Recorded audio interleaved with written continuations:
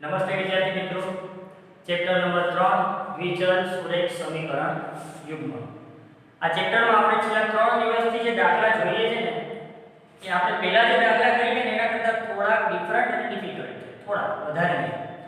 હવે ગઈકાલે હોમવર્કમાં મેં તમને થોડા 3 દાખલા આપ્યા હતા. આ 3 દાખલામાંથી ઘણા વિદ્યાર્થીઓને એક દાખલામાં પ્રશ્ન હતો કે આ કઈ રીતે થાય, અને મેં એમની ટ્રાય કરી તો એમાં જોયું કે તમે આખા દાખલા તોડી જ નહીં, જે જોઈન્ટ કરવાનો, જે જોઈન્ટ રાખવાનો હતો એને તોડી નહીં. હવે આના લીધે શું થાય કે તમે આજે તોડી નાખ્યું છે તો એ તમને આગળ જતા ક્યારેય દાખલો કરવામાં મદદરૂપ થશે જ નહીં.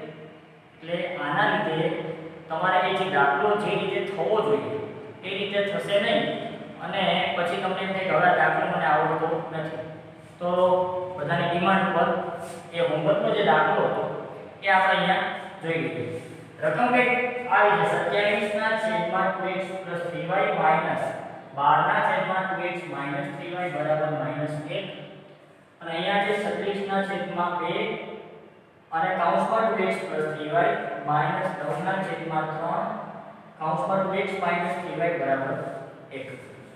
હવે આ બંને સમીકરણો છેદમાં 2x 3y અહીંયા છે ને પહેલા તો આ સમીકરણને જોઈને જ ખબર પડી છે કે 18 * 36 થાય, નાના લખી શકાય 18 ના છેદમાં 2x 3y અને 3 તેરી 9 થાય, અહીંયા લખી શકાય 3 ના છેદમાં 2x 3y બરાબર 1. પહેલા તો આપણા મગજમાં ફિટ બેસવું જોઈએ. આમાં અને આમાં 27 અને 12 છે જે 3 સાથે જોડાયેલા છે, 3 નવા 27 અને 3 ચોક 12. એટલે અહીંયા આવી રીતે કરી શકે, 3 કોમન કાઢી શકે. 3 કોમન કાઢશું આપણે તો શું થશે કે 3 અહીંયા શું થશે 9 ના છેદમાં 2x 3y માઈનસ 3 ચોક 12 એટલે 4 ના છેદમાં 2x 3y બરાબર -1. અને આ 3 છે સામે જશે તે છેદમાં જશે 2x 3y માઈનસ 4 ના છેદમાં 2x 3y બરાબર -1 ના છેદમાં 3.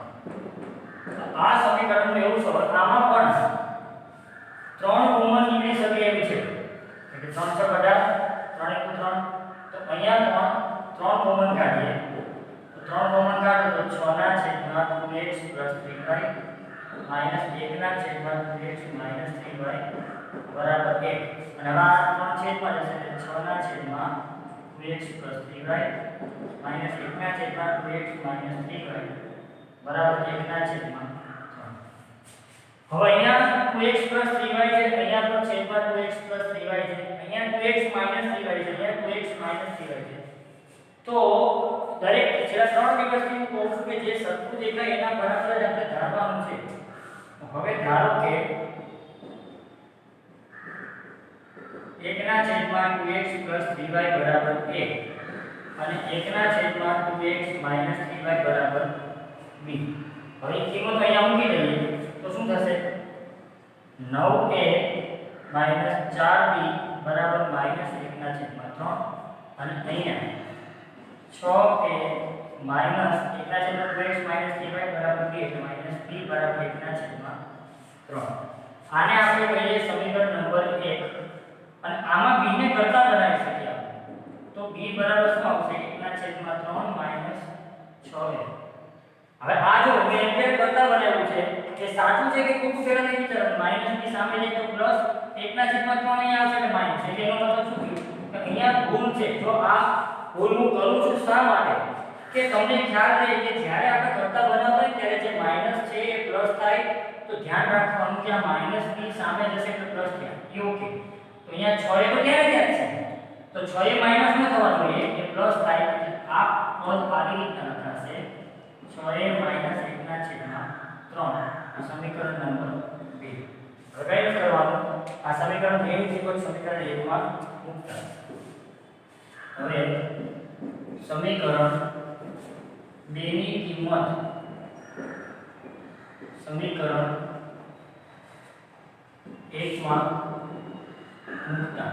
તો સમીકરણ 1 કયું છે 9a - 4b બરાબર -1/3 અને એમાં b ની કિંમત છે 9a - 4 b ની કિંમત છે 6a - 1/3 બરાબર -1/3 રાજા બરાબર શું છે કે 9a 6 × 24a minus minus plus 4 × 4/3 બરાબર -1/3 9a - 24 છે હવે 9 માંથી 24 એટલે શું આવશે 15 તો -15 અને આ સામે જશે એટલે માઈનસ થશે -4/3 -15 એ અહીંયા શું થશે છેદ સરખા -1 - 4/3 બરાબર -5/3 એટલે આપણે શું -15a બરાબર -5/3 હવે આ અહીંયા આવશે તો a બરાબર -5 3 ગુણ્યા -15 એટલે 5 તેરી 15 માઈનસ ઉડી ગયા એટલે e બરાબર આવશે 1/3 આ આપણને ખાલી a ની કિંમત મળી છે આપણે b ની કિંમત શોધવાની બાકી છે આ a ની કિંમત મળી છે હવે આપણે b ની કિંમત શોધવી છે તો b ની કિંમત માટે અહીંયા ઉપલું વાંચી નાખીએ કારણ કે આપણે નિયમના જરૂર રહેશે નહીં હવે a બરાબર 1/9 સમીકરણ 2 માં મૂકતા તો b બરાબર છે 6a - 1/3 b બરાબર 6 a બરાબર છે 1/9 - 1/3 આમ સાદું આપવાનું છે તો 6/9 - 1/3 હવે આમાં આ સાદું આપવામાં તમે ચોકડી ગુણાકાર પણ કરી શકો આ રીતના 6 તેરી 18 - 9/9 તેરી 27 18 માંથી 9 જાય તો 9/27 9 તેરી 27 1/3 આમ પણ કરી શકો 9 તેરી 27 6 તેરી 18 9 × 9 18 માંથી 9 જાય તો 9 અને છેદમાં 27 9 તેરી 27 1/3 તેથી b બરાબર 1/3 તો આ a ની અને b ની કિંમત મળી આ દાખલો છે ને એ રેગ્યુલર દાખલા કરતા થોડો અલગ શા માટે છે કારણ કે સંખ્યાઓ વધારે આવે છે અને થોડું ડિફિકલ્ટ પડે છે તો હવે આ b બરાબર 1/3 આવી ગયું a બરાબર 1/9 આવી ગયું હવે આપણે જે ધાર્યું છે એનું આપણે સમાધાન કરી લઈએ કે આપણે ધારણા કે આવીએ 1/2x + 3y બરાબર a અને 1/2x - 3y બરાબર b એમાં આપણે કિંમતો મૂકશું અને આપણને જે નવા સમીકરણ મળશે એ નવા સમીકરણનું સોલ્યુશન કરશું હવે આપણને આપણા x અને y ની કિંમત મળશે એના પર કરશું અહીં હું ખાલી ટેકા વડે લખી નાખું એ બરાબર 1/9 આપણને મળેલું છે 1/2x + 3y બરાબર a તથા 1/2x - 3y બરાબર b આ જે ધારણા આપણે કરેલી છે હવે એની કિંમત મૂકી દઈએ એની કિંમત છે 1/9 આ 9 અહીંયા આવશે તેથી 2x + 3y બરાબર 9 તથા 1/2x - 3y અને b બરાબર 1/3 વ્યસ્ત કરી નાખો તો 2x - 3y બરાબર આ બે સમીકરણ બની ગયા અને આપણી પાસે આવા વિસ્તૃત કરવા જેવું નથી બધું સરખું છે આને સમીકરણ 3 કહીએ અને આને સમીકરણ 4 કહીએ તો અહીંયા સમીકરણ 3 માંથી સમીકરણ 4 બાદ કરતા તો સમીકરણ 3 में क्या છે 2x + 3y બરાબર 9 એટલે સમીકરણ 4 2x - 3y બરાબર 3 હવે જો અહીંયા બાદ કરતા લખ્યું છે એટલે આપણે નિશાની બદલવી પડશે જો સરવાળો કરતા લખ્યું હોય તો નિશાની બદલવાની જરૂર નથી પણ આપણે નિશાની બદલશું આવડી જશે એટલે 3x 3y + 3y એટલે 6y 9 માંથી 3 જાય તો 6 y બરાબર 1 આપણે ગમે એક સમીકરણ સમીકરણ 3 માં મૂકી દઈએ હવે y બરાબર 1 સમીકરણ 3 માં મૂકતા તો સમીકરણ સરાવ છે 2x + 3y બરાબર 9 અને y બરાબર 1 એટલે 2x + 3 9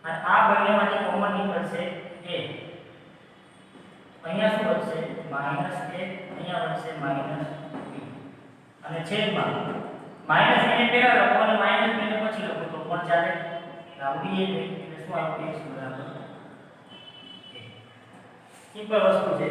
આવા દાખલામાં ધ્યાન શું રાખવાનું કે આંકડાઓ નથી પણ ABCD ના અક્ષરો છે. તો જ્યારે ABCD ના અક્ષરો આપેલા હોય ત્યારે એને ગુણાકાર કરતી વખતે માઈનસ ની કાળજી રાખવી પડે. એ બધી વસ્તુઓ ખાસ ધ્યાન રાખવાનું. હવે અહીંયા y બરાબર ઊંધી ઉભી લાગશે હવે અને દાખલા દેવાનું છે a2c1 a1c2 છેદમાં જે તો આ કોમન છે a1b2 a2b2 a2 છે એ c1 છે -a -b પછી a1 છે 1 અને c2 છે -a2 + b2 છેદમાં છે તો આ જોઈ લખી રાખવાનું 1 - b - a અને 1 આ એ બંનેને મળશે એટલે -a2 - ab અને આ માઈનસ બંનેને મળશે એટલે +a2 - b2 છેદમાં -b - a -a2 + a2 ગયા. આ બંને પદમાંથી કોમન નીકળશે b અહીંયા વધશે -a અહીંયા વધશે -b અને છેદને આપણે અંશની પ્રમાણે ફેરવી નાખીએ. આ બંને b છે તો હવે આવશે b એટલે y બરાબર એટલે આપણને આપણો ઉકેલ મળી ગયો x બરાબર a y બરાબર b. આ ઉકેલ તમે અહીંયા મૂકી દો ને તો ખબર પડે. માની લો x બરાબર a મૂકો y બરાબર b મૂકો તો +a - a ઉઠશે. એક y બરાબર b + b - b ઉઠશે 0. બરાબર બરાબર જવાબ. એટલે આપણે જે દાખલા ગણીએ છીએ એ દાખલા સાચા છે કે ખોટા એની ચકાસણી આમાં જ ઓટોમેટિક થઈ જાય.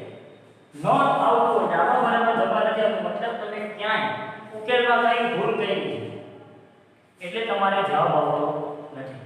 આમ જોઈએ તો આ બધા દાખલા કેવા લાગે કે આપણને જોઈ લેવું છે કે આમાં શું કરશું પણ મેં આમાં કઈ નવું કહ્યું નથી. જે આપણી મૂળ પેટર્ન છે તે કિંમતો મૂકવાની સહગુણકો પસંદ કરવાના કિંમતો મૂકવાની અને સામાન્ય ગુણાકાર ભાગાકાર જે પ્રમાણે થતા હોય સામાન્ય કાઢવું. બેઝિક મેથ્સ આવે છે ત્યાં આપણે એની રીત પ્રમાણે જ જવાનું એટલે આપણને દાખલો અઘરો લાગશે નહીં. અહીંયા આજે લગભગ ઉકેલ શોધવાના બધા દાખલા પૂરા થઈ ગયા છે. હવે આ ચેપ્ટરનો મેઇન ટોપિક કુટ પ્રશ્નો. અત્યાર સુધી આપણને સમીકરણો આપેલા એને આપણે ઉકેલ શોધતા. હવે આપણને એક શબ્દોની માયાજાળ આપેલી છે. શબ્દોની માયાજાળ એટલે આમ કન્ફ્યુઝ કરશે. એ શબ્દોની માયાજાળમાંથી આપણે સમીકરણો બનાવવા પડશે અને એ સમીકરણનો આપણે ઉકેલ મેળવવો પડશે. સમીકરણ બનાવવું એ મહત્વનું છે કુટ પ્રશ્નમાં. ઉકેલ મેળવવો તો ઈઝી છે કારણ કે આપણે દરેક વખતે કરી ગયા છે. સમીકરણ બની ગયા એટલે આપણે રાજી. તો એક કુટ પ્રશ્ન છે એ આપણે આવતીકાલથી સ્ટાર્ટ કરીશું. તો કુટ પ્રશ્ન આખો ટોપિક જે આપણે બાકી છે એને આપણે શરૂઆત આવતીકાલથી કરશું. કંઈ પ્રશ્ન હોય કંઈ ન સમજાતું હોય તો કમેન્ટ કરી શકો અથવા મેસેજ પણ કરી શકો. Thank you.